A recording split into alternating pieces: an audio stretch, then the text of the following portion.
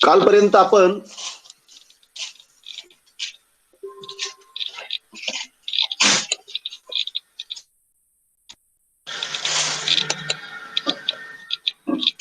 साहित्याचे स्वरूप समजून घेण्याचा प्रयत्न केला. आज आपल्याला दुसऱ्या प्रकरणाला सुरुवात करायची आहे. पहिल्या प्रकरणामध्ये आपण एकूण साहित्याचे स्वरूप काय,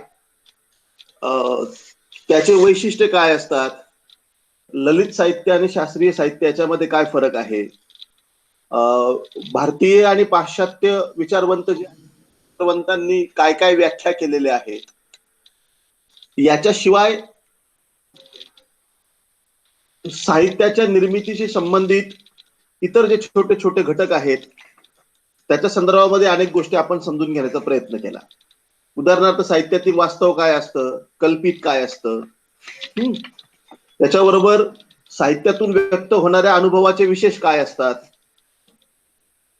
संवेदनात्मकता म्हणजे काय, भावनात्मकता, वैचारिकता, साहित्यातील सूचकता, विश्वात्मकता आणि सगळ्यात शेवटी साहित्यातील सेंद्रियत्व, या गोष्टी आपण समजून घेण्याचा प्रयत्न केला.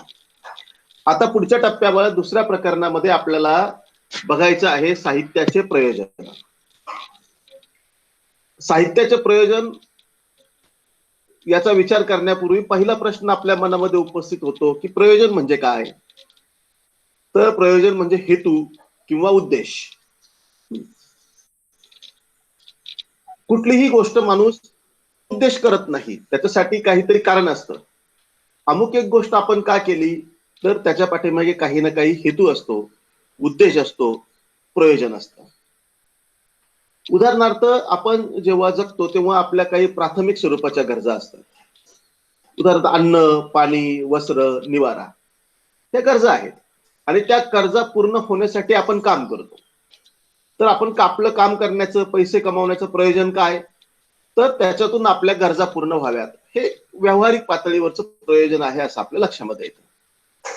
आता तुम्ही या तासाला बसलेले आहात तर का बसलेले आहात, त्याचा हेतू काय, तर त्याचा हेतू असा आहे की आपल्याला साहित्य विचार हा जो अभ्यास विषय आहे तो शिकायचा आहे, हे त्याचं प्रयोजन झालं. मग आता या माध्यमातून का, तर आता आपल्याला सध्या दुसरं माध्यम उपलब्ध नाही आणि म्हणून या माध्यमामधून हेही एका अर्थाने प्रयोजन आहे. परंतु ही सगळी जी प्रयोजन आहेत ती व्यावहारिक पातळीवरची प्रयोजन आहे. आपल्याला विचार जो करायचा आहे तो प्रामुख्याने कला व्यापारामध्ये, म्हणजे कलात्मक अशा प्रकारचे जे व्यवहार आपण करतो त्या व्यवहारामध्ये साहित्याच्या निर्मितीचं प्रयोजन काय आहे, त्याचा विचार आपल्याला प्रामुख्याने करायचा आहे. या विषयाचे 3 महत्वाची केंद्र आहेत. जेव्हा आपण साहित्य निर्मितीचा विचार करतो तेव्हा त्यातले 3 महत्वाची केंद्र आपल्याला विचारात घ्यावी लागतात.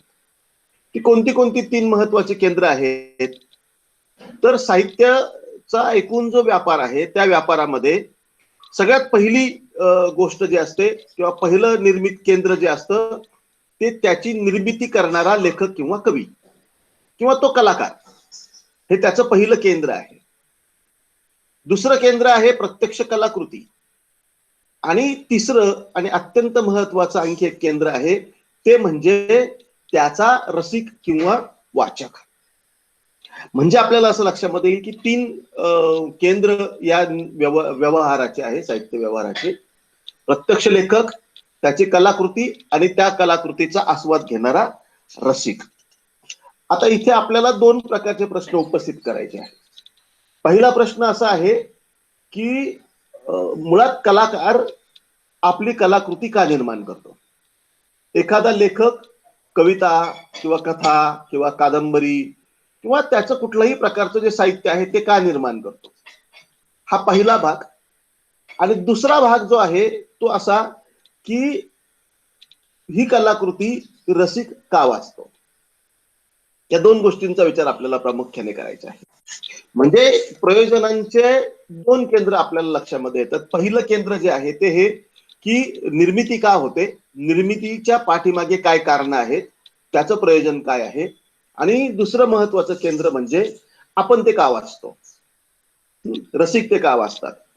आता तिसरं एक जे केंद्र आहे ते म्हणजे प्रत्यक्ष कलाकृतीचं केंद्र आहे. आत्ताची जी व्यवस्था आहे आपली, त्या आत्ताच्या व्यवस्थेमध्ये हे तिसरं केंद्र सुद्धा अत्यंत महत्वाचं आहे. याचं कारण असं की पुस्तकं आता छापली जातात, ती वितरित होतात. ती पुस्तकं कशा फॉर्म मध्ये छापली गेली, त्याचा दर्जा काय आहे, त्याला कुठला कागद वापरलेला आहे, त्याचं मुखपृष्ठ काय आहे, छपाईचं तंत्र कोणतं वापरलेलं आहे, जाहिरातीचं तंत्र कोणतं आहे, वितरण कसं आहे, अशा वेगवेगळ्या प्रकारच्या गोष्टींचा आपल्याला त्याच्या संदर्भात विचार करता येईल. पण त्या व्यावहारिक गोष्टी आहेत. तर दोन महत्वाच्या केंद्रांचा विचार आपण आता करूया. पहिलं केंद्र म्हणजे मुळात साहित्य निर्माण करण्याची इच्छा कवीला किंवा लेखकाला का होते, तो का करतो, हे पहिलं केंद्र. आणि दुसरं केंद्र म्हणजे आपण रसिक ते का वाचतो. या दोन गोष्टींचा विचार आपल्याला प्रामुख्याने करायचा आहे. पण तत्पूर्वी आपण हे समजून घेऊ की पहिल्या प्रकरणामध्ये आपण साहित्याचे जे स्वरूप बघितलं, ते स्वरूप आणि प्रयोजन यांचा काही परस्पर संबंध आहे का, आणि असेल तर तो कुठल्या प्रकारचा आहे, हे आपल्याला लक्षामध्ये घेतलं पाहिजे.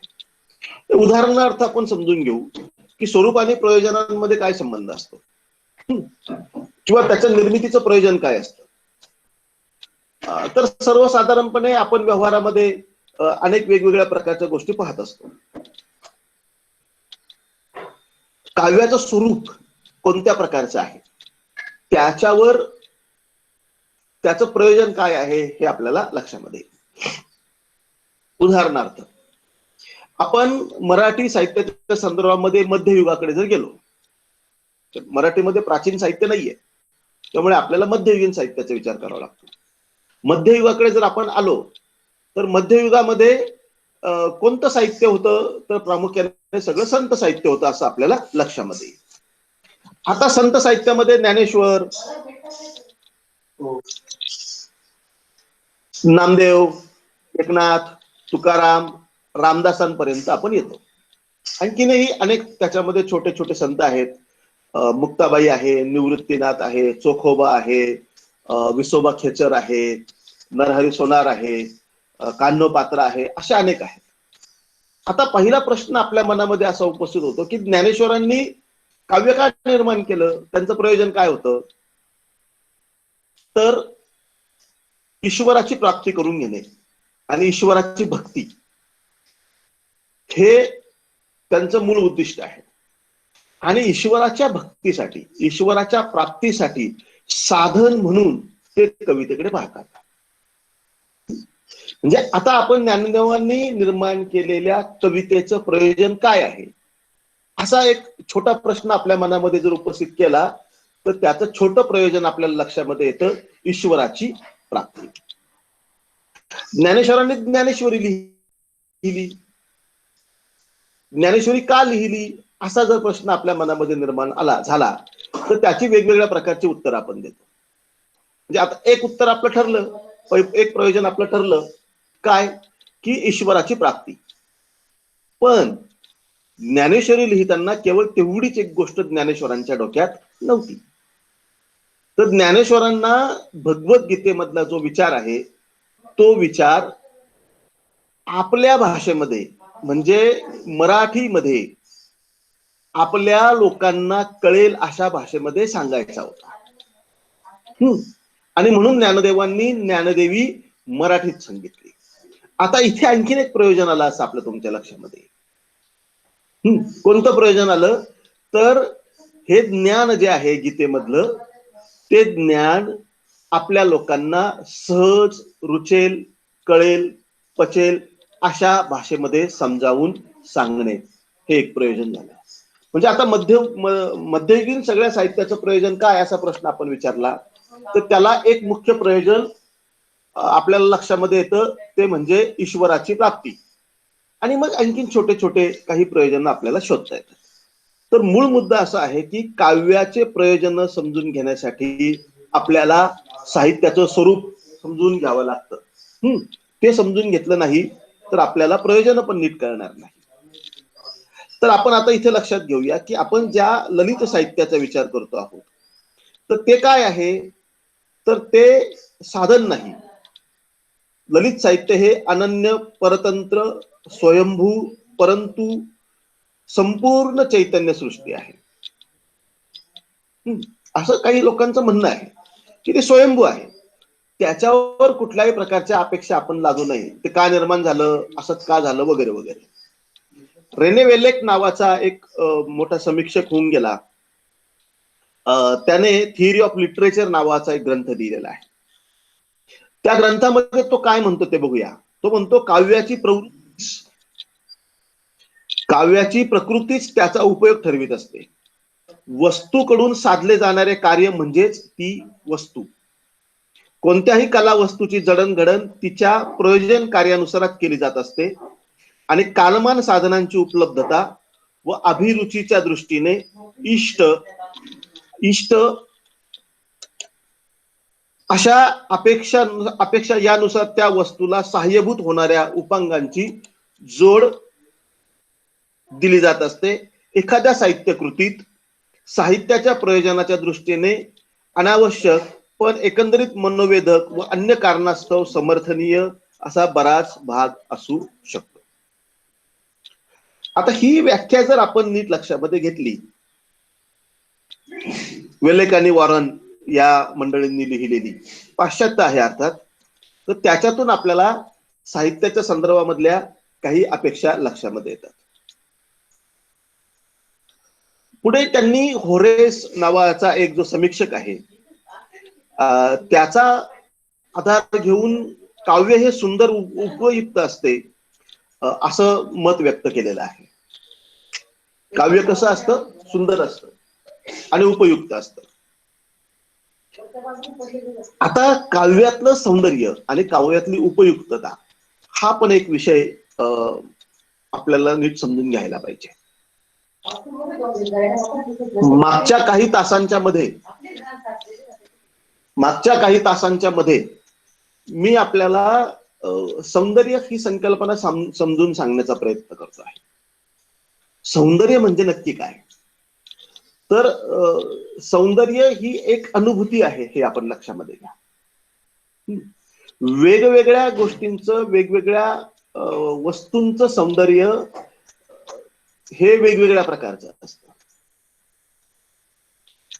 मी मागच्या तासामध्ये तुम्हाला असं म्हणालो होतो की उदाहरणार्थ एखादा फोटो हा सुंदर आहे असं आपण कधी म्हणतो, तर त्याच्यासाठी काही निकष आहेत. उदाहरणार्थ त्याचा लाईट कसा आहे, दृश्यमानता कशी आहे, तो कशा पद्धतीने खेचला गेलेला आहे आणि त्याच्यातून आपल्याला काय दिसतं, एक सिमेट्री त्याच्यामध्ये आहे का, असं आपण सगळं पाहतो आणि त्याच्यातून आपल्याला लक्षामध्ये येतं. मी मागे तुम्हाला असं म्हणालो होतो की समजा एखाद्या फोटोग्राफरने एक खूप सुंदर अशा प्रकारचं सूर्योदयाचं चित्र काढलं, फोटो काढला, तर तो फोटो सुंदर आहे असं आपण म्हणूच, कारण त्याच्यातून एक सुंदर अशा प्रकारचं नैसर्गिक दृश्य आपल्याला दिसत आहे. पण याच फोटोग्राफरने जर रस्त्याच्या कडेला उकिरड्यावर कचऱ्यामधून आपल्यासाठी खाद्य शोधणाऱ्या एखाद्या फाटक्या भिकारीन बाईचा फोटो जर काढला, तर त्या फोटोला आपण सुंदर म्हणणार आहोत की नाही? आता आपण लक्षामध्ये घ्या, इथे आपल्याला लक्षात येईल की उकिरड्याला, त्या उकिरड्यामधून आपल्याला खाण्यासाठी अन्न शोधणाऱ्या क्रियेला, त्याचा वास, त्या बाईचे कपडे, ते उकिरड्याचं दृश्य, हे काही लौकिक अर्थाने सुंदर दृश्य नाहीये. त्याला कोणी आहा काय सुंदर उकिरडा आहे, आहा काय त्याचा वास येतोय उकिरड्याचा छान, असं आपण म्हणू का? तर असं आपण म्हणणार नाही. म्हणजे लौकिक अर्थाने व्यवहारामध्ये उकिरडा, त्याच्यामध्ये सडलेलं पडलेलं अन्न, तिथे फिरणारे ते प्राणी, डुकरं वगैरे, हे जे दृश्य आहे, हे दृश्य प्रथमदर्शनी आपल्याला किळस आणणार आहे. आणि त्या ठिकाणी एखादी बाई, कळकटलेली, खराब कपडे असलेली, फाटकी, तिच्या हातामध्ये एखादी कुठलं तरी बारदानाची गोणी, ही पण काही सुंदर लौकिक अर्थाने नाही, तिला कोणी सुंदर म्हणणार नाही. पण जेव्हा फोटोग्राफर आपल्या कॅमेऱ्यामध्ये हे दृश्य टिपतो, तेव्हा तो फोटो सुंदर होतो की नाही. तर आपल्याला असं लक्षात येईल की तो फोटो सुंदर असतो. म्हणजे सौंदर्य कशामध्ये आहे. आता काय केलेलं आहे ह्या कलाकाराने, तर ह्या कलाकाराने एक वास्तवामधलं अत्यंत घाण, किळसवाणं वाटणारं जे दृश्य आहे, त्या दृश्याला आपल्या कलेच्या सहाय्याने सुंदर बनवलेलं आहे. त्याच्यातून काही एक आशय व्यक्त होत आहे. आणि म्हणून स्वरूप आणि संबंध, स्वरूप आणि प्रयोजन याचा एक परस्पर संबंध असतो आपला, असं आपल्याला लक्षामध्ये येईल. सौंदर्य हे या प्रकारचं असतं हे आपल्याला समजून घेता येईल. त्यामुळे सौंदर्याकडे कलाकृतीप्रमाणे आपल्याला विचारामध्ये घ्यावं लागतं, सौंदर्य विचारात घ्यावं लागतं. तर वेरेक आणि वेलेन यांनी काय आपल्याला सांगितलेलं आहे, तर तेव्हा असं म्हणतो की काव्य हे सुंदर आणि उपयुक्त असते. सुंदरता आणि उपयुक्तता यांना खरं म्हणजे आपण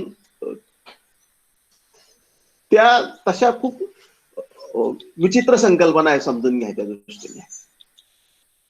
सौंदर्यामध्ये उपयुक्तता शोधणे हा व्यवहार झाला, पण व्यवहाराच्या पातळीवर नाही. ही उपयुक्तता ही व्यावहारिक स्वरूपाची नाही, तर ती कलात्मक स्वरूपाची उपयुक्तता या अर्थाने आपल्याला त्याच्याकडे बघायला पाहिजे. आणि म्हणून सुंदरता आणि सौंदर्य हे साहित्यकृतीच्या बाबतीमध्ये एक वेगळं अशा प्रकारचा आयाम घेऊन येतं, हे आपण लक्षामध्ये घ्या. एक स्वतंत्रपणे सौंदर्य विचार आपल्याला या संदर्भात पाहता येतो. तर वाल कुलकर्णी नावाचे एक मराठीतले महत्वाचे जे समीक्षक आहेत,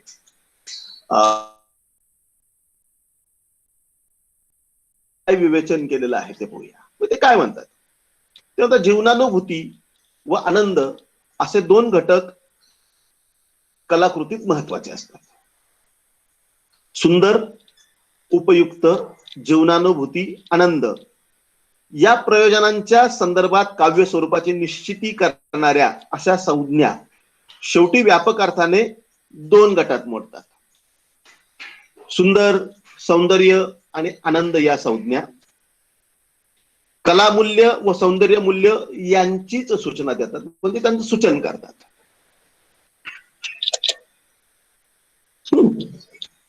तर जीवनानुभूती आणि उपयुक्तता या संज्ञा जीवन मूल्यांची सूचना देतात.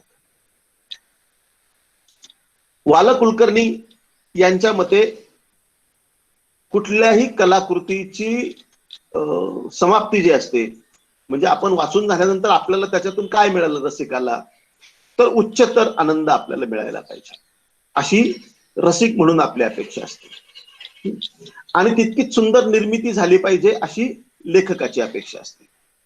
आता इथे दोन प्रकारचे प्रयोजन आपल्याला बघायला मिळाले. एक कलात्मक प्रयोजन आहे आणि दुसरे जीवनात्मक आहे. म्हणजे मी आपल्याला मागे सांगितलं की जीवनासाठी कला आणि कलेसाठी कला असे दोन प्रवाह आपल्याला साहित्यामध्ये बघायला मिळतात. ते प्रयोजनांमध्ये पण हा विचार आपल्याला लक्षामध्ये येईल.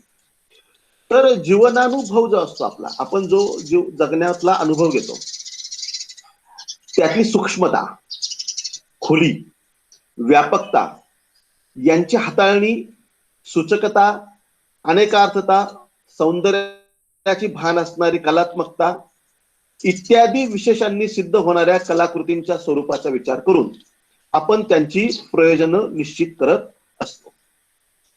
हे आपण लक्षामध्ये घ्या. आता एखादा माणूस साहित्य वाचतो, तर ते वाचत असताना त्याची काय काय प्रयोजनं असू शकतात.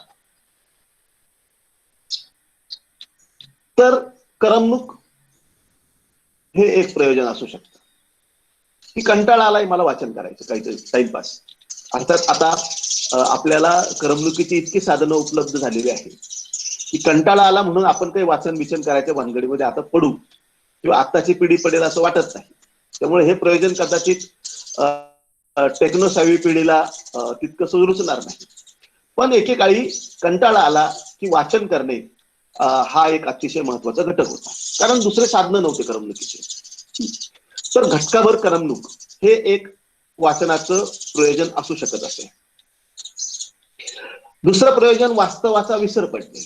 म्हणजे आपला जो सभोवताल आहे तो सभोवताल विसरून आपल्याला एका नवीन काल्पनिक अशा प्रकारच्या जगामध्ये जायचं असतं. म्हणून पण लोक वाचन करत असतात.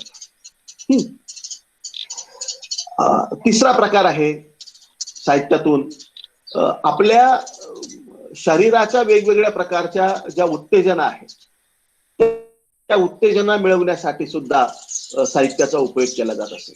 म्हणजे उदाहरणार्थ वासना चेतवण्यासाठी एखादं आपण काय म्हणूया की वासना चेतवणारं साहित्य वाचलं तर ते होऊ शकतं. काही साहित्य हे प्रचाराच्या स्वरूपाचं असतं. ते समाजामध्ये वेगवेगळ्या प्रकारचे विचार व्यक्त करणारे लोक असतात आणि त्यांना आपल्या आपल्या विचारांचं महत्व सामान्य माणसांना पटवून द्यायचं असतं. मग हे पटवून द्यायचं असेल तर त्याचे मार्ग कोणते कोणते, तर त्याच्यासाठी मग तो लेखन करतो आणि त्याच्यातून एका विशिष्ट विचारांचा प्रचार करण्यासाठीच किंवा विशिष्ट मतांचा प्रसार करण्यासाठीच साहित्य निर्माण होतं. म्हणजे प्रचार करणे हे सुद्धा साहित्याचं एक प्रयोजन असू शकतं किंवा आपला विचार दुसऱ्यांपर्यंत पोहोचवणे हे सुद्धा साहित्य निर्मितीचं एक महत्वाचं प्रयोजन असू शकतं. त्याच्यातून पुढे मार्क्सवादी साहित्य, ग्रामीण साहित्य, दलित साहित्य अशा वेगवेगळ्या प्रकारचे प्रवाह निर्माण झाल्याचं आपल्याला बघायला मिळतं. तर विशिष्ट मताचा प्रचार करणे हे सुद्धा साहित्याचं एक प्रयोजन असू शकतं. याच्याशिवाय एक शुद्ध कलावादी प्रयोजन आपल्याला बघायला मिळतं आणि ते म्हणजे उच्चतर कलात्मक आनंद मिळवणे, ज्याचा व्यवहाराशी काही संबंध नाही. अशा प्रकारचा एक उच्चतर आनंद आपल्याला मिळायला पाहिजे असा एक भाग असतो आणि त्याच्यातून पण रसिक कलाकृतीकडे जातो. विशेषतः सौंदर्यवादी जी कविता आहे ती सौंदर्यवादी कविता जर आपण बघितली तर त्या सौंदर्यवादी कवितेमधून आपल्याला अनेकदा असं लक्षामध्ये येतं की त्याच्यातून जगण्याशी संबंधित म्हणजे आपलं प्रत्यक्ष जे जगणं असतं त्या प्रत्यक्ष जगण्याशी संबंधित काहीच घटक येत नाही. ज्या गोष्टी आपल्या आयुष्यात कधीच घडण्याची शक्यता नाही किंवा त्या अमानवीय आहे, घडूच शकत नाही, त्या केवळ कल्पनेच्या पातळीवर आपण अनुभवण्याचा प्रयत्न करतो किंवा अशा प्रकारची काल्पनिक सृष्टी कलाकृतीतून कवी किंवा लेखक निर्माण करतो, तेव्हा त्याचं प्रयोजन हे शुद्ध कलात्मक प्रयोजन असतं. ते पुशिरेगेंच्या कविता जर आपण बघितल्या तर त्याच्यातून सुद्धा आपल्याला ही अनुभूती येते की ते शुद्ध कलात्मक अनुभूती आहे, त्याचा तुमच्या प्रत्यक्ष जीवनाशी काहीच संबंध नसतो. म्हणजे उदाहरणार्थ म्हणून तुम्हाला मी त्यांची कविता सांगतो. 2 ओळींची कविता आहे. अन फिकट गुलाबी ढगा आडच्या खुना मांडीवर तिच्या नभाच्या, अशी 2 ओळींची कलात्मक कविता आहे. आता ही जी कविता आहे ही कविता आपण कशीही समजून घेण्याचा प्रयत्न केला तरीही आपल्याला त्याच्यातून जगण्याशी संबंधित काही अनुभूती मिळण्याची शक्यता नाही. मग ह्या कवितेचा आस्वाद जर घ्यायचा असेल तर तुम्हाला त्या कवितेचा आस्वाद शुद्ध कलात्मक पातळीवर घ्यावा लागतो आणि शुद्ध कलात्मक पातळीवर आपण तो अनुभव घेतला तर आणि तरच आपल्याला खऱ्या अर्थाने जो आनंद आहे म्हणजे त्याचं जे प्रयोजन आहे ते प्रयोजन सार्थक झाल्याचं लक्षामध्ये येतं. आता प्रयोजन आणि परिणाम हे सारखे असतात का असा पण विचार काही अभ्यासक करतात. तर त्याच्यात काही भेद आहेत, पण अर्थात आपल्याला आता प्रत्यक्ष प्रयोजनच अभ्यासायचे असल्यामुळे छोट्या मोठ्या तपशिलांमध्ये आता आपण काही जाणार नाही आहोत. साहित्यातली काही महत्वाची जी प्रयोजन आहे ते एक एक प्रयोजन आता आपण पाहूया. एक पहिलं प्रयोजन जे आहे ते म्हणजे यशप्राप्ती. आता यशप्राप्ती म्हणजे नक्की काय असा एक तात्विक प्रश्न आपल्याला उपस्थित करता येईल. परंतु सर्वसाधारणपणे आपल्याला एखाद्या गोष्टीमध्ये आपण ती अचीव केली, प्राप्त केली, मिळविली की आपण यशस्वी झाला असं आपण म्हणतो. एखादी गोष्ट आपण मनाशी ठरवलेली असेल आणि ती आपण यशस्वीरित्या मिळवली किंवा साध्य केली तर आपल्याला यश आलं असं आपण म्हणतो. अर्थात यश म्हणजे नक्की काय याच्या संदर्भात तत्वज्ञानाच्या पातळीवर खूप वेगवेगळ्या प्रकारच्या शक्यता संभवतात. मम्मट नावाचा एक जो भारतीय विचारवंत होऊन गेला, त्या भारतीय विचारवंताने ही एक व्याख्या आपल्याला सांगितलेली आहे. काय म्हणतो तो असं म्हणतो, यश, अर्थप्राप्ती, व्यवहार ज्ञान, अशुभ निवारण, पत्नीप्रमाणे प्रेमयुक्त उपदेश आणि उच्चतर आनंद, अशी 6 प्रयोजनं त्याने आपल्याला सांगितलेली आहे. ही 6 प्रयोजनं भारतीय साहित्यशास्त्रामध्ये अत्यंत महत्वाची आहे. मी ती परत एकदा आपल्याला सांगतो. कोणती कोणती? तर यश, अर्थप्राप्ती, व्यवहार ज्ञान, अशुभ निवारण, पत्नीप्रमाणे प्रेमयुक्त उपदेश आणि उच्चतर आनंद, अशी 6 प्रयोजन आहे. काव्यप्रकाश नावाचा ग्रंथ लिहिलेला आहे आणि त्या काव्यप्रकाशमध्ये त्याने ही 6 प्रयोजनं सांगितलेली आहे. आता या 6 प्रयोजनांचा आपल्याला थोडक्यात परिचय करून घ्यायचा आहे. आता आपण समजा 10वीला पास झालो, चांगले मार्क मिळाले, तर आपल्याला आपण यशस्वी झालो असं आपल्याला वाटतं. एखाद्याला 60% मार्क मिळाले तर त्याला आनंद होतो आणि त्याला म्हणतो की अरे आपण यशस्वी झालो. पण एखाद्याला मात्र 60% मार्क मिळून आनंद होत नाही, तर त्याची अपेक्षा 90% असेल. तर 90% वाल्याला 60%वर काही आनंद होणार नाही किंवा यश मिळालं असं वाटणार नाही. म्हणजे यश ही पुन्हा सापेक्ष गोष्ट आहे असं आपल्याला लक्षात येईल. एखाद्याचं यश हे दुसऱ्यासाठी यश असेलच किंवा यशाची त्याची व्याख्या तशीच असेल असं काही सांगता येत नाही. त्यामुळे ती सापेक्ष आहे. माणसागणिक ती वेगवेगळी होत जाण्याची शक्यता आहे. पण इथे आपण साहित्यामध्ये यश ही जी संकल्पना आहे, हे जे प्रयोजन आहे ते समजून घेण्याचा प्रयत्न करतो आहोत. मम्मटाने विशेषतः याचं विश्लेषण केलेलं आहे. यश किंवा कीर्ती, इथे आपल्याला आता लक्षामध्ये येईल की कीर्ती प्राप्त होणे. आता कीर्ती प्राप्त होणे म्हणजे काय? तर अनेक लोकांना आपलं नाव कळणे, लोकांनी आपलं कौतुक करावं असं आपल्याला वाटणे. आपल्याला सगळ्यांना कौतुक आवडतं. कोणी जर आपलं कौतुक केलं तर आपल्याला छान वाटतं. कोणी कौतुक केलं आणि आपल्याला राग आला असं फार काही होत नाही. सर्वसाधारणपणे माणसाची प्रवृत्ती अशी आहे की त्याला आपली स्तुती केलेली आवडते. स्तुतीप्रियता ही एक नेहमीच महत्वाची गोष्ट राहिलेली आहे असं आपल्याला दिसतं. तर यश आणि कीर्ती हे एक महत्वाचं प्रयोजन आहे. आता हे प्रयोजन आपल्याला कवीच्या संदर्भामध्ये विचारात घ्यायचं आहे. कवी यशस्वी होतो म्हणजे काय होतं आणि त्याला कीर्ती प्राप्त होते म्हणजे काय होतं, आणि त्याच्यासाठीच जर तो साहित्य निर्मिती करत असेल तर ती कशी प्रभावित होऊ शकते. काव्यलेखनामुळे कवीला कीर्ती मिळते, प्रसिद्धी प्राप्त होते, हे उघडच आहे. म्हणजे बघा की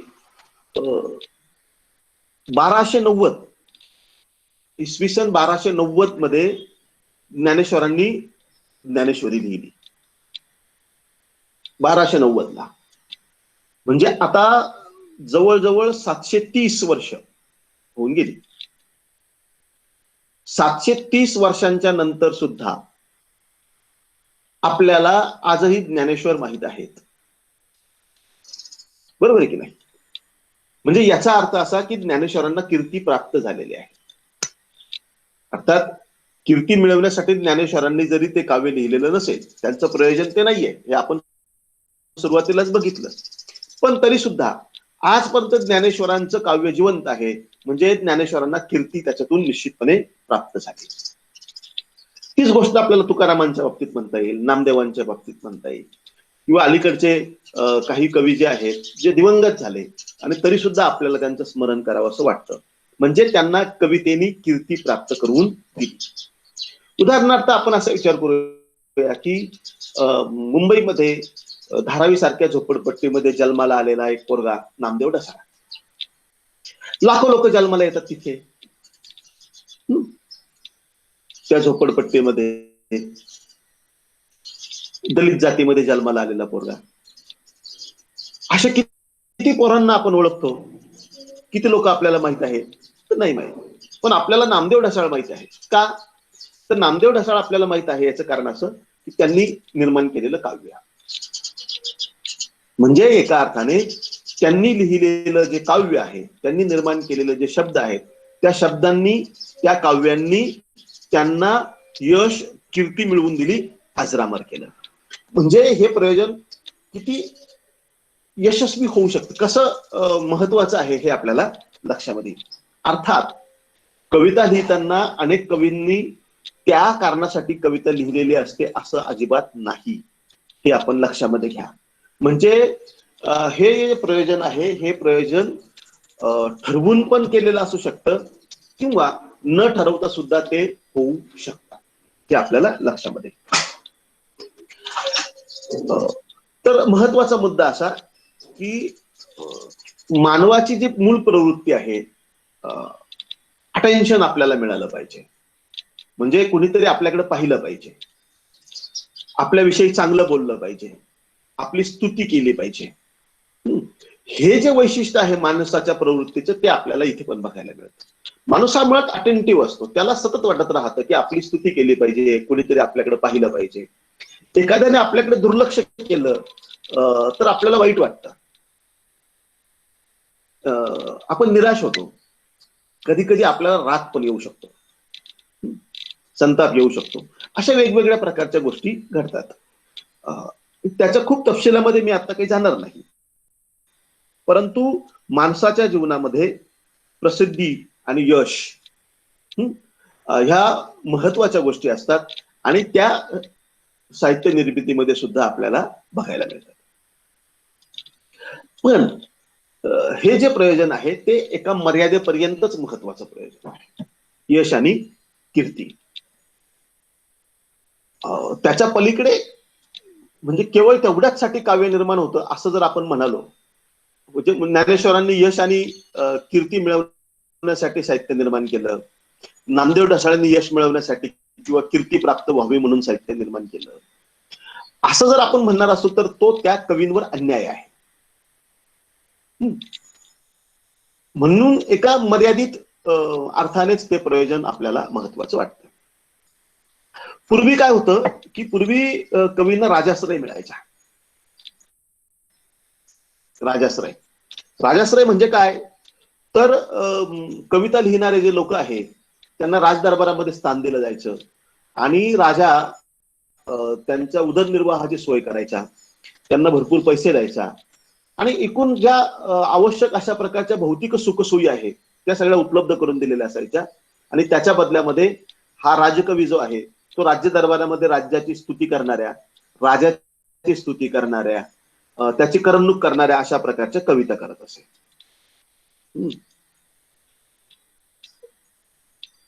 पण सगळेच कवी असं करत असतील असं मानायला काही जागा नाही. आता आजच्याही काळामध्ये शासनाचा पुरस्कार मिळाला पाहिजे, गल्लोगल्ली आपल्याला पुरस्कार मिळाले पाहिजे म्हणून धडपडणारे कवी आपल्याला बघायला मिळतात, नाही मिळत असं नाही. वृत्तपत्रात कविता छापून आली की कवीला आनंद होतो, कीर्ती मिळाल्यासारखं वाटतं, हे एक अनुषंगिक प्रयोजन आहेच, परंतु ते काव्य निर्मितीचं मुख्य प्रयोजन आहे असं काही आपल्याला म्हणता येणार नाही. थोडक्यात काय, तर यश आणि कीर्ती हे एक मर्यादित प्रयोजन आहे असं आपल्याला लक्षामध्ये.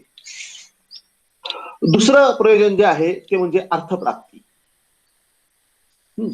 अर्निंग, पैसा मिळणे.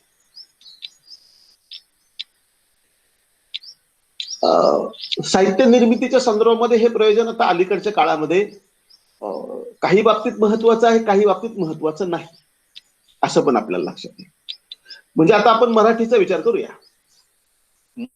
मराठी साहित्यामध्ये केवळ कविता लिहून किंवा कादंबरी लिहून किंवा कथा लिहून आपल्याला उदरनिर्वाह करता येऊ शकतो का? तर मराठीचा साहित्य व्यवहार तसा मर्यादित साहित्य व्यवहार आहे. म्हणजे आपली लोकसंख्या, मराठी बोलणाऱ्यांची संख्या जरी 11-12 कोटी आहे असं आपण म्हणत असलो तरी आपल्याकडे पुस्तकांची आवृत्ती निघते किती? तर सर्वसामान्यपणे 1000 2000, काही काही तर 500च निघतात. आणि ते कविता संग्रह खपायला सुद्धा वर्षानुवर्ष जातात. याचा अर्थ आपल्याला सरळ आहे की त्याच्यातून काही फार आर्थिक प्राप्ती लेखकाला होत असेल असं वाटत नाही. असं म्हणतात की आज तरी मराठीमध्ये केवळ लेखन करून, म्हणजे क्रिएटिव्ह रायटिंग करून पोट भरता येईल, उदरनिर्वाह करता येईल अशी परिस्थिती नाही. तर पाश्चात्य देशांमध्ये असं आहे की प्रचंड पैसे त्यांना मिळू शकतात.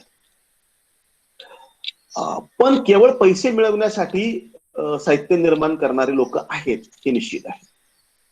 पण सगळेच लोक पैसे मिळवण्यासाठी, अर्थप्राप्तीसाठी साहित्याची निर्मिती करतात का? तर त्याचं उत्तर नाही असं आहे. म्हणजे दोन्ही प्रकारच्या गोष्टी आपल्याला बघायला मिळतात. अर्थप्राप्तीसाठी लिहिणारे लोक पण आहेत आणि अर्थप्राप्तीशी ज्याचा काहीही संबंध नाही अशा प्रकारचं लेखन करणारे लोक सुद्धा आहेत. तर आपण आज थांबूया. आज आपण साधारणपणे मागच्या तासामध्ये जे काही शिकलो आपण पहिल्या प्रकरणामधले त्याचा आढावा घेतला. प्रयोजन म्हणजे नक्की काय ते समजावून घेण्याचा प्रयत्न केला. आणि भारतीय साहित्य विचारामध्ये मम्मटाने काव्यप्रकाशमध्ये सांगितलेले जी 6 प्रयोजन आहेत, त्या 6 प्रयोजनांपैकी पहिलं जे प्रयोजन आहे ते म्हणजे यश आणि कीर्ती, ते समजावून घेण्याचा प्रयत्न केला. पुढच्या काही तासांमध्ये आपण अर्थ, अशुभ निवारण, इतर वगैरे जे प्रयोजन आहे ते प्रयोजन एक एक समजून घेण्याचा प्रयत्न करू. तुम्हाला काही प्रश्न जर असेल तर ते प्रश्न आपल्याला उपस्थित करता येतील. माईक चालू करून ते विचारा